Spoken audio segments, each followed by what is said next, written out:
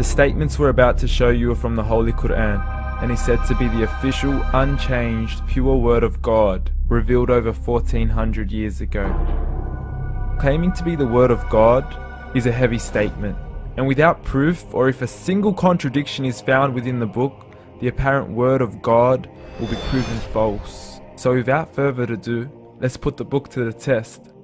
In the 23rd chapter, titled The Believers, from the 12th to the 14th verses, God is said to give a detailed description of how the human being is formed. It begins by saying, "We then placed him as a sperm drop in a place of settlement, firmly fixed. Then we made the drop into a alaqa." We will translate this word very soon. "And then we changed the alaqa into a lump. Then we made out of that lump into bones. And then we clothed the bones with flesh. Then we caused him to grow and come into being and attain the definitive human form."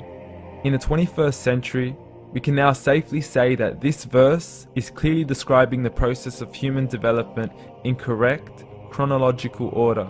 However, what we should be paying attention to in particular is the second stage, referring to the development of the embryo. The specific word used to describe the embryo in this verse is the word alaqa. The word alaqa, when translated into English, can mean three separate things. Firstly, a blood clot, or to be suspended, that is to be hanging or clinging to something, or thirdly and finally, a leech.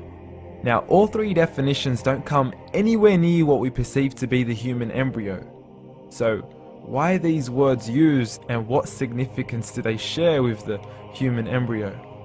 Can the embryo be described as a blood clot? Well, what do you think? In the third week of embryonic development, a tubular heart joins with the blood vessels to form a primordial cardiovascular system, and by the end of the third week, the blood is circulating and the heart begins to beat on day 21. The first thing that comes to mind in regards to being suspended or hanging is the umbilical cord. But we can't use that example because we are simply referring to step 2, before the baby has even formed. But we now know today that the umbilical cord is formed from the connecting stalk. And the connecting stalk is formed as soon as the embryo is formed.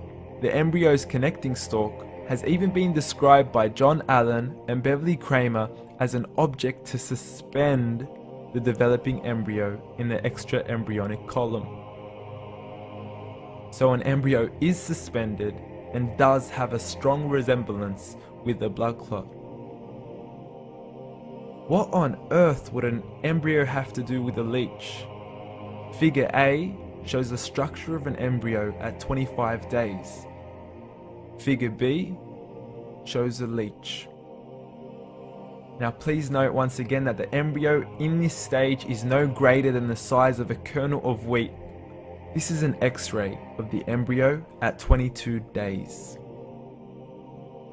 This is the internal structure of a leech. It's mind-blowing stuff, but you still haven't seen anything yet. This is the head of the embryo at 22 days. The detail you are seeing right now is absolutely impossible to be seen with the human eye and can only be seen with a microscope. This is the back end of a leech.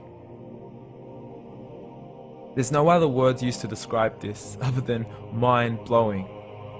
The pictures we have shown you are impossible to be seen with the human eye or even to be predicted by the human mind. Once again, the verses we have shown you were revealed over 1400 years ago to a man who couldn't read nor write. Are these the words of God? Descriptions of the human embryo in the Quran cannot be based on scientific knowledge in the 7th century.